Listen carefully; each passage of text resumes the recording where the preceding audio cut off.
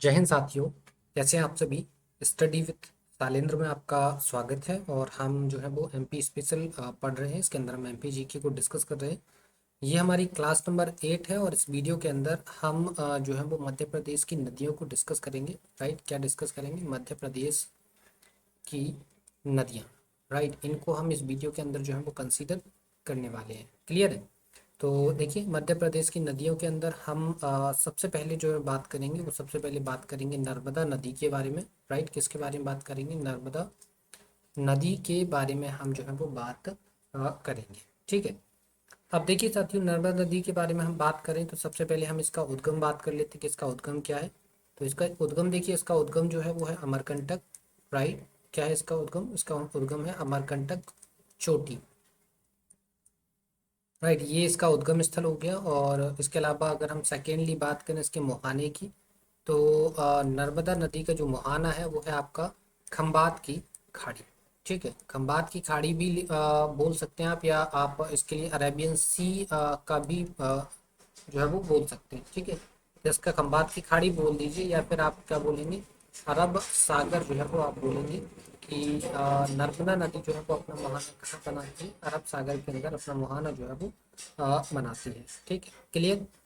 इसके अलावा अगर हम टोटल लेंथ की बात करें कि नर्मदा नदी की टोटल लेंथ है कितनी, तो नर्मदा नदी की जो टोटल लेंथ है ना साथी, वो है आपकी 1312 किलोमीटर। राइट, कितनी है? 1312 किलोमीटर है। इसको भी हमने दो पार्ट्स में डिवाइड कर रखा है। इसमें एक तो देखेंगे आप 815 किलोमीटर, जो कि आपकी जो कि आपकी गुजरात प्लस महाराष्ट्र, इन दोनों स्टेट्स में इसकी जो लेंथ है वो है आपकी 815 किलोमीटर। इसके अलावा 1077 किलोमीटर जो लेंथ है वो आपकी है मध्य प्रदेश के अंदर। ठीक है, कहाँ पर है? मध्य प्रदेश के अंदर। राइट, चलिए आगे हम बात करें तो नेक्स्ट पॉइंट आप लिखेंगे मध्य प्रदेश की जीवन रेखा। मध्य प्रदेश की जीवन रेखा जो है वो नर्मदा नदी को बोला जाता है। इसके अलावा नर्मदा नदी की अगर नाम की बात करें कि नर्मदा नदी को और क्या क्या कहा जाता है, तो देखिए, नर्मदा नदी जीवन रेखा कहा जाता है। नर्मदा नदी को रेबा भी कहा जाता है। क्या बोला जाता है? रेबा बोला जाता है। इसके अलावा नर्मदा नदी के और भी अन्य सारे नाम हैं, जैसे एक नाम है नामोदास। राइट, नामोदास के अलावा एक नाम है सोमो देवी। राइट, क्या नाम है? सोमो देवी। इसके अलावा एक नाम है शंकरी। ठीक है। इसके अलावा इसका अगर हम वर्णन की बात करें कि नर्मदा नदी का वर्णन कहाँ मिलता है, तो नर्मदा नदी का जो वर्णन है वो स्कंद पुराण में। कहाँ? स्कंद पुराण में एक जगह है जो है रेवाखंड। ठीक है, कौन सा है? रेवाखंड। इस रेवाखंड के अंदर जो है वो नर्मदा नदी का जिक्र आपको देखने के लिए मिल जाता है। ठीक है। इसके अलावा नर्मदा नदी के बारे में और चीज़ देखें तो नर्मदा नदी को जो है वो जीवित प्राणी का दर्जा दिया गया है। जीवित प्राणी का दर्जा जो है वो नर्मदा नदी को दिया गया है। और ये जो दर्जा है ना साथियों, ये दिया गया है कब? ये दिया गया है, जीवित प्राणी बोल दीजिए या जीवित नदी बोल दीजिए। ठीक है, इसका दर्जा दिया गया है और ये दर्जा दिया गया था 15 मई 2017 को। क्लियर है? तो नर्मदा नदी जो है 15 मई 2017 से इसको जो है वो जीवित नदी या जीवित प्राणी का दर्जा इसको दिया गया है। ठीक है, क्लियर है। चलिए आगे हम बात करें तो नर्मदा की सहायक नदियों की बात कर लेते हैं। राइट, किसकी बात कर लेते हैं? नर्मदा की सहायक नदी। राइट, नर्मदा की सहायक नदी के बारे में बात कर लेते हैं। तो एक तो हम देखते हैं किस पर? दाएं तट पर आकर मिलने वाली। राइट, दाएं तट पर आकर मिलने वाली, और यहाँ पर लिखेंगे हम बाएं तट पर आकर मिलने वाली। राइट, तो देखो, सबसे पहले हम दाएं तट पर देखें तो दाएं तट पर एक नदी जो है उसका नाम है हिरन। दूसरी नदी तिंदोनी। राइट। थर्ड हो जाएगी आपकी वारना। फोर्थ हो जाएगी कोलार। फिफ्थ हो जाएगी मान। ठीक है। एक हो जाएगी आपकी हथनी। राइट। तो इस प्रकार से ये नर्मदा नदी के दाएं तट पर आकर मिलने वाली नदियां हैं। बाएं तट पर आकर मिलने वाली नदियों में एक तो नदी है बर्नर। दूसरी नदी है बंजर। तीसरी नदी है शेर। फिर एक और नदी है जिसका नाम है शक्कर। ठीक है। और नदी है एक है दूधी। एक और नदी है तवा जो कि इम्पोर्टेंट है काफी ज्यादा। ठीक है। एक है करजन। तो ऐसे करके काफी सारी जो नदियां हैं वो नर्मदा नदी की सहायक नदियां जो है वो हो जाती हैं। क्लियर है। तो ये सारी चीजें आपने देख ली होंगी। राइट। क्लियर है साथियों। ये आपको समझ में आ गया होगा। चलिए तो अगली नदी के बारे में बात कर लें क्या हम। अगली नदी पे अगर हम बात करें तो अगली नदी कौन सी होगी हमारी। अगली नदी होगी हमारी देख लेते हैं चंबल नदी। राइट। अगली हम चंबल नदी के बारे में बात कर लेते हैं। राइट। सो नेक्स्ट नदी लिखेंगे आप चंबल नदी। राइट। तो चंबल नदी के बारे में लिखना स्टार्ट करेंगे तो चंबल नदी का सबसे पहले हम उद्गम देख लेते हैं कि चंबल नदी का उद्गम क्या है। तो देखिए चंबल नदी का जो उद्गम स्थल है साथियों वो है आपका जाना पाव पहाड़ी। कौन सा है। जाना पाव पहाड़ी। राइट। यहाँ से निकलती है और इसका अगर हम मुहाना देखें तो जो मुहाना है साथ में वो है आपका यमुना नदी। राइट। कौन सा है यमुना रिवर जो है वो इसका क्या है एक मुहाना है। ये यमुना नदी को अपना जल देती है। इसका अगर हम टोटल लेंथ की बात करें साथियों टोटल लेंथ कितनी है इसकी चंबल नदी की। तो टोटल लेंथ जो है वो 966 किलोमीटर है। और इसमें 966 में आप देखें तो एमपी के अंदर इसकी जो टोटल लेंथ है वो आपकी 854 किलोमीटर है। और जो रिमेन बस्ती है वो आपकी कहाँ है वो आपकी राजस्थान और यूपी के अंदर इसकी जो लेंथ चली जाती है। क्लियर है। ये आपको समझ में आ गया होगा। इसके अलावा साथियों अगर हम बात करें तो नेक्स्ट पॉइंट आप लिखेंगे चंबल नदी का पुराना नाम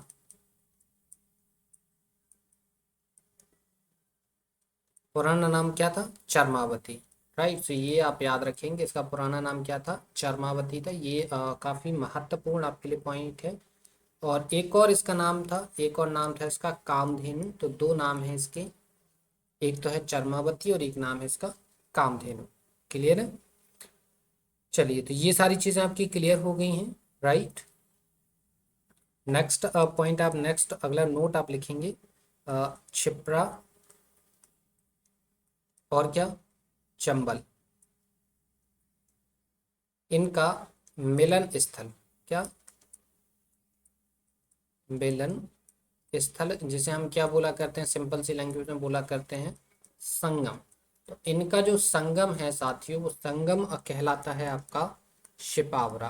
राइट। क्या कहलाता है इनका संगम कहलाता है शिपावरा। तो ये पॉइंट आप याद रखेंगे। ठीक है। क्लियर है। एक और नोट है वो भी आप याद रखेंगे। नोट नेक्स्ट लिखिए दुनिया का एकमात्र अष्टमुखी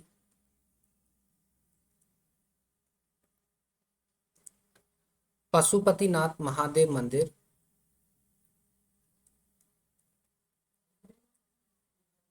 महादेव मंदिर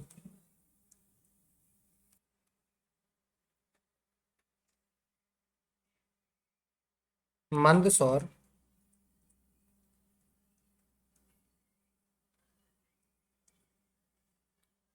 में शिवना नदी के किनारे है। राइट, सो ये छोटा सा पॉइंट है, आप याद रखेंगे। ठीक है, क्लियर है। चंबल नदी की अगर हम परियोजनाओं की बात करें, चंबल नदी की परियोजनाएं, तो वो भी देख लीजिए। चंबल नदी की परियोजना। राइट, सो चंबल नदी की परियोजनाओं में एक तो है आपकी गांधी सागर बांध। ठीक है, कौन सा है? एक तो है आपका गांधी सागर बांध, जो कि कहाँ है? जो कि मध्य प्रदेश के अंदर है। राइट, दूसरा कौन सा है? दूसरा है आपका राणा प्रताप सागर। राणा प्रताप सागर, और ये कहाँ पड़ता है? ये पड़ता है आपका राजस्थान के अंदर। तीसरा अगर हम देखें तो तीसरा है आपका जवाहर सागर बांध, ये भी आपका पड़ता है राजस्थान के अंदर। एक कौन सा है? एक है आपका कोटा बैराज, ये भी कहाँ पड़ता है? ये भी पड़ता है आपका राजस्थान के अंदर। राइट, तो इतने सारे आपके जो है वो चंबल नदी के ऊपर परियोजनाएं हैं, जिनको आप याद रखेंगे। इनके बारे में हम काफ़ी ब्रीफली डिस्कस करेंगे, इनको अभी डिस्कस नहीं करेंगे, आगे चल के इनको डिस्कस करेंगे। राइट, क्लियर है। चलिए, तो अगली नदी के बारे में बात कर लेते हैं। अगली नदी है हमारी बेतवा नदी, तो उसके बारे में लिखेंगे। लिखिए बेतवा नदी। बेतवा नदी को हम एक और नाम से जानते हैं, जिसको हम बोलते हैं वैत्रवती। राइट, सो वैत्रवती नदी या बेतवा नदी, जो कि एक ही नदी है, जिसके बारे में हम डिस्कस करते हैं। तो सबसे पहले हम इसका उद्गम स्थल देख लेते हैं। तो बेतवा नदी का जो उद्गम है साथियों, वो है आपका कुमरा गांव। राइट, कौन सा है? कुमरा गांव, जो कि कहाँ है?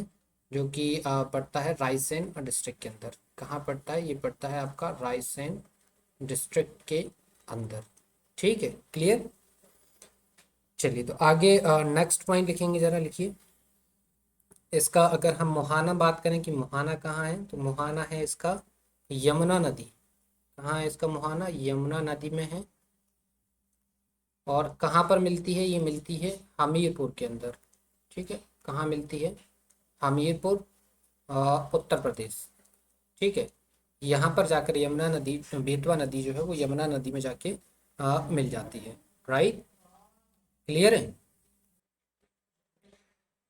चलिए आगे, अगर हम टोटल लेंथ की बात करें साथियों, किसकी बात करें? टोटल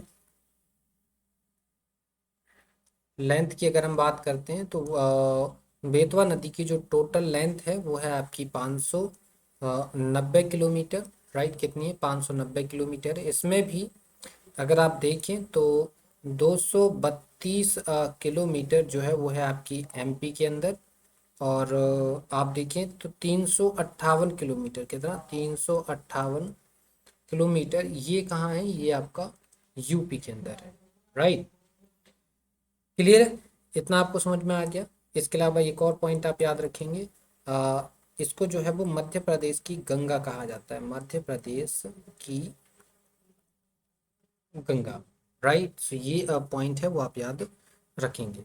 ठीक है, अगर हम सहायक नदियों की बात करें, सहायक नदियाँ, बेतवा नदी की अगर सहायक नदियों की बात करें, अगर हम नदियों की बात करें, तो सहायक नदियों में देखिए एक तो है आपकी घुरारी।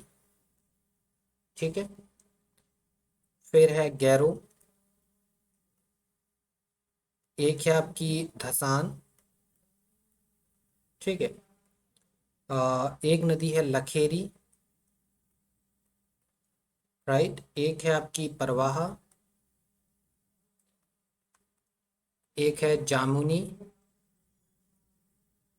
राइट, एक है आपकी बीना।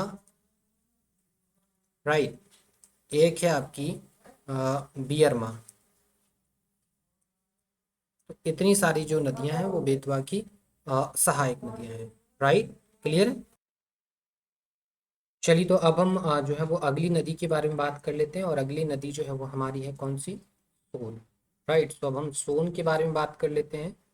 तो देखिए साथियों, सोन नदी का अगर हम उद्गम देखें तो सोन नदी का उद्गम जो है वो अमरकंटक है। राइट, क्या है इसका? अमरकंटक। राइट, ये अमरकंटक से निकलती है और इसका जो मुहाना है साथियों, मुहाने की अगर हम बात करें तो इसका मुहाना जो है वो गंगा नदी है। कौन सा है इसका मुहाना? गंगा रिवर जो है वो सोन नदी का मुहाना हो जाता है। ठीक है। आप यहाँ से याद रखें कि इस अमरकंटक से जो है वो तीन नदियाँ निकलती हैं। एक तो नदी कौन सी है? नर्मदा हो गई, जो आपको मालूम होगा, जिसके बारे में हम पढ़ चुके हैं। दूसरी है सोन नदी। ठीक है। और तीसरी जो नदी है वो है आपकी जोहिला। ठीक है, क्लियर है? तो इस प्रकार से ये तीन नदियां जो है वो अमरकंटक से निकलती है। इसमें जो ये जो जोहिला है साथियों, ये सहायक नदी है। सहायक नदी है, लेकिन किसकी सहायक नदी है? ये सहायक नदी है सोन की। राइट। सो ये छोटा सा पॉइंट है, आप ये इसके बारे में याद रख लेंगे। ठीक है, क्लियर। हम सहायक नदियों की बात कर लेते हैं। सोन की सहायक नदियां। राइट, सो आप लिखेंगे नोटबुक में सोन की सहायक नदियां। राइट, सो सहायक नदियों के बारे में बात करेंगे, जिसमें एक तो आपकी देख ही चुके हैं, कौन सी हो गई? जोहिला हो गई। नेक्स्ट एक है बनास, एक है आपकी गोपत, एक है आपकी रिहंद। राइट, इसके अलावा एक है आपकी कान्हार, और एक है आपकी केवई। राइट, सो इस प्रकार से ये कुछ जो है वो इसकी सहायक नदियाँ हो जाती हैं। ठीक है, क्लियर साथियों, इतना आपको समझ में आ गया होगा। चलिए आगे देख लेते हैं। आगे हम बात कर लेते हैं ताप्ती नदी के बारे में। राइट, सो आप लिखेंगे ताप्ती नदी, और इसके बारे में आप लिखना स्टार्ट करेंगे। राइट, तो देखिए, इसका उद्गम देखें अगर हम, तो इसका उद्गम जो है वो है आपका बैतूल जिला। क्या है इसका उद्गम? इसका उद्गम स्थल है बैतूल जिला। बैतूल जिले में आप देखेंगे तो बैतूल जिले के अंदर सतपुड़ा श्रेणी से ये जो है वो निकलती है। ठीक है, बैतूल जिला मुल्ताई, ये यहाँ से जो है वो निकलती है। राइट, और मुहाना अगर हम देखें इसका, क्या देखें? मुहाना, तो मुहाना जो है वो है आपका खंभात की खाड़ी। राइट, सो खंबात की खाड़ी में जो है वो ताप्ती नदी जाकर अपना जल गिरा देती है। राइट, अगर हम इसकी टोटल लेंथ देखें, टोटल लेंथ, तो जो टोटल लेंथ है मेरे साथियों वो है आपकी 724 किलोमीटर। राइट,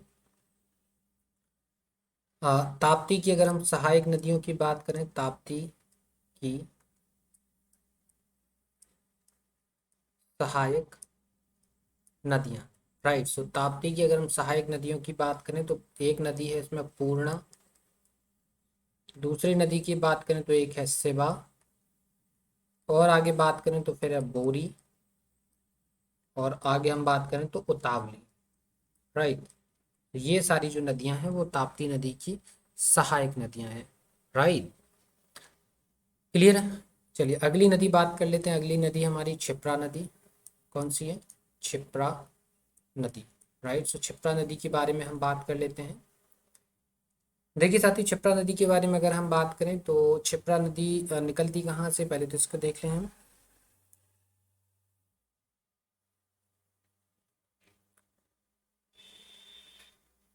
चलिए, तो इसका उद्गम अगर हम देखें तो इसका उद्गम क्या है? इसका उद्गम भी वही है, जाना पाव। राइट, और मुहाना तो आपको पता ही है, अभी डिस्कस कर ही चुके हैं। कौन सा है? चंबल नदी। राइट, ठीक है। और इसके बारे में अगर एक पॉइंट आप याद रख पाए तो वो याद रखेंगे, मालवा की गंगा। राइट, क्या है इसको, क्या बोला जाता है? इसको बोला जाता है मालवा की गंगा। राइट, क्षिप्रा नदी को क्या बोला जाता है? मालवा की गंगा कहा जाता है। और इसके अलावा यहाँ एक और पॉइंट याद रखेंगे इस पर, कुंभ मेले का आयोजन होता है। राइट, इस पर क्या होता है, कुंभ मेले का आयोजन जो है वो हो जाता है।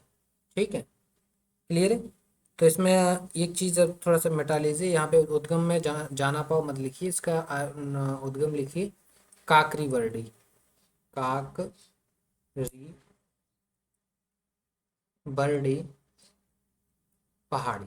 ठीक है, यहाँ से जो है इसका उद्गम हो जाता है। ठीक है, क्लियर है साथियों। इसकी अगर हम टोटल लेंथ की बात करें तो यहीं यहीं पे देख लेते हैं, यहाँ पे जगह है हमारे पास, total length of Kshipra river.